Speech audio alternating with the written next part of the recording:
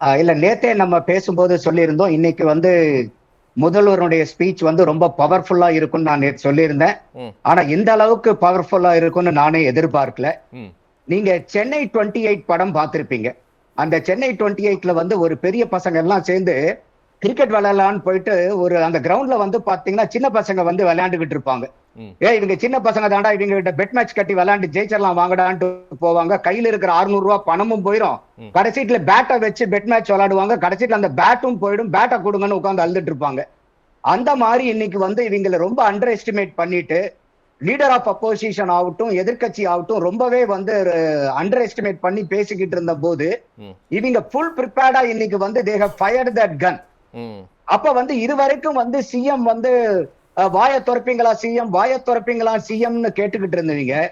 CM பேச்ச உடனே இந்த வடிவேல் தான் ஒரு படத்துல சொல்லுவாரு பாருங்க, எவ்வளவு நேரம் தான் நாங்க வலிக்காத மாதிரியே நடிக்கிறது அப்படிங்கிற மாதிரி லீடர் ஆஃப் அப்போசிஷன் வெளியே வந்து பேட்டி கொடுக்கும் போது சொல்றாரு, எவ்வளவு நேரம் தான் நாங்களும் வந்து அங்க உட்கார்ந்துட்டே இருக்கு, எங்களை எல்லாம் அவங்க திட்டுறாங்க, உங்களை திட்டினா நீங்க பொறுத்துப்பீங்களான்னு. எந்த இடத்துல அவங்களை திட்டினாங்கன்னு தெரியல. அதனால எங்களை வந்து ஒரு குறிப்பிட்ட நேரத்துக்கு மேல எங்களால கேட்க முடியல, நாங்க வெளியேறிட்டோங்கிறாரு. இல்ல உண்மைக்கு புறம்பான செய்திகளை சொல்லிக்கிட்டே இருந்தாரு, அதனால இவ்வளவு நேரம் பொறுக்க முடியும்னு சொல்றாரு. பொய் சொல்றதுல பொறுக்க முடியலன்னு சொல்றாரு அவரு. சூப்பர். அதாவது இன்னைக்கு சபாநாயகரை வந்து நம்ம ரொம்பவே பாராட்டி இருக்கணும். அவரு வந்து பாத்தீங்கன்னாக்கா இவங்க வந்து அந்த பாயிண்ட் ஆஃப் ஆர்டர் கேட்கும் போதே கூட வெயிட் பண்ணுங்கன்றாங்க. ரொம்ப அமளி துமளி நடக்குது. அதுக்கு அப்புறம் கூட அவர் என்ன சொல்லிக்கிட்டே இருக்காரு, ஏங்க சீஃப் மினிஸ்டர் பேசி முடிச்சதுக்கு அப்புறம் எதிர்கட்சி தலைவருக்கு நாங்க ஃபுல் டைம் தருவோம், அவங்களுக்கு என்ன சந்தேகமோ என்ன வினாக்கள் கேள்விகள் இருக்கோ அதை பூரா கேட்கலாம், சீஃப் மினிஸ்டர் வந்து அதுக்கு பதில் சொல்லுவாருன்னாங்க. இது எவ்வளவு பெரிய வாய்ப்பு இல்லையா திமுக எதிர்கட்சிக்கு? இவ்வளவு வெளியே வந்து கூட லீடர் ஆஃப் அப்போசிஷன் என்ன சொல்றாரு, நாங்க கேட்கிற கேள்விக்கெல்லாம் பதிலே சொல்ல மாட்டேங்கிறாருன்னு பிரஸ்ல வந்து நீங்க சொல்றத சபாநாயகர் சொல்றாரு, சார் நீங்க அவர் சிஎம் பேச்சு முடிச்சதுக்கு அப்புறம் நீங்க எவ்வளவு கேள்வி வேணாலும் கேளுங்க, அவர் உங்களுக்கு பதில் சொல்லுவாருன்னு. இது எவ்வளவு பெரிய ஆப்பர்ச்சுனிட்டி இல்லையா டிஎம்கேக்கு?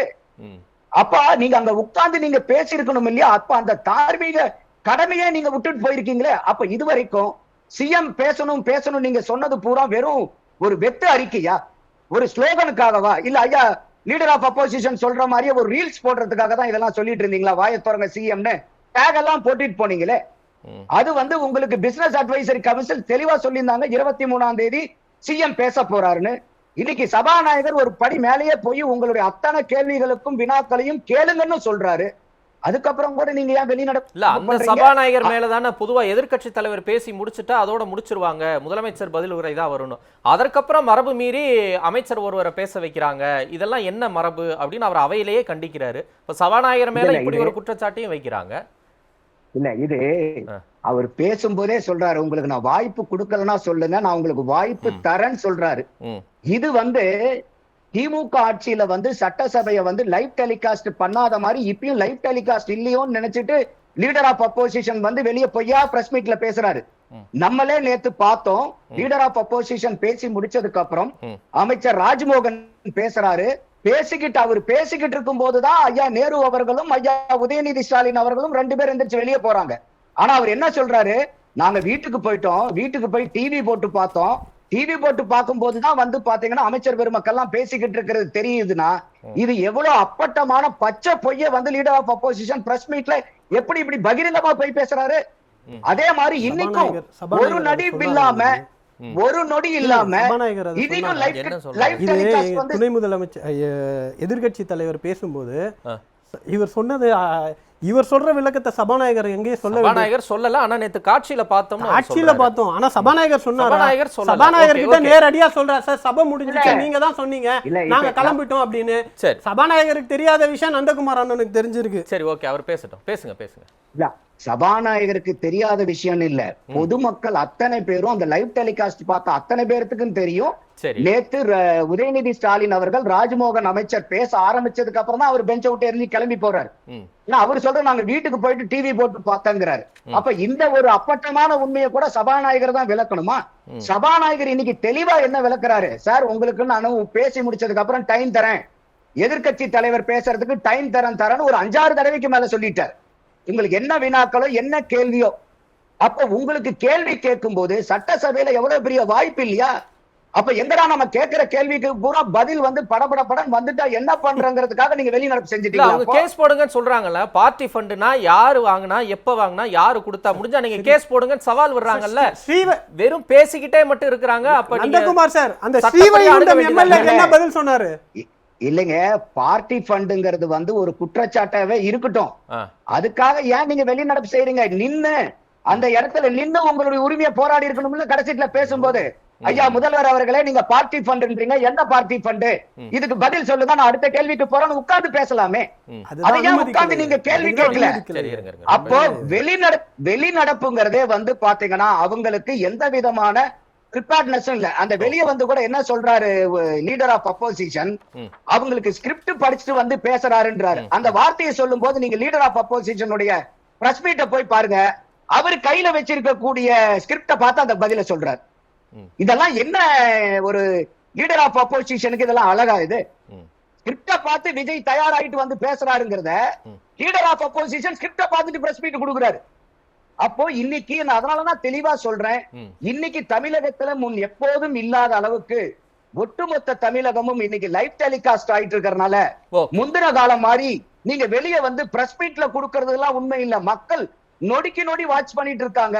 அத வந்து லீடர் ஆஃப் அப்போசிஷன் தெளிவா புரிஞ்சுக்கிட்டு நடந்தாங்கன்னா நல்லது. அடுத்தது இப்ப வெளியே வந்து கூட இந்த ஐட்டம் சாங் குத்தாட்டம் இதெல்லாம் நீங்க கேட்டீங்க. இந்த மாதிரி மாண்பை குறைக்கிறதுனாலவே வந்து லீடர் ஆஃப் அப்போசிஷன் மேல ஒரு பிரிவிலேஜ். இன்னொரு விஷயம் இருக்குல்லங்க, இப்ப சட்டப்பேரவைக்குள்ள அப்பாவை காணோம் அப்படின்னு அவர் சொன்ன குட்டி கதையும் கடைசியில அவர் செஞ்ச சைகையும் முதலமைச்சர் மாண்புக்குரியதா, அது ஒரு அழகா அப்படின்னு அவர் மேலேயே விமர்சனத்தை வைக்கிறாங்க. அதை எப்படி பாக்குறீங்க?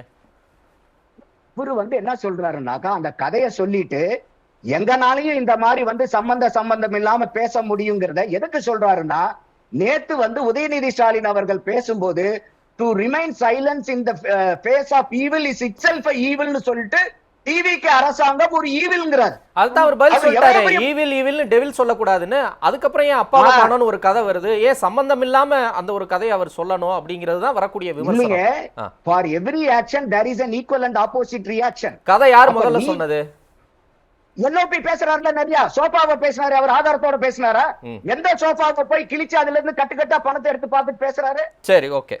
அப்போ சோஃபாக்குள்ள பணம் இருந்துச்சு நாங்க சொல்லவே இல்லையே.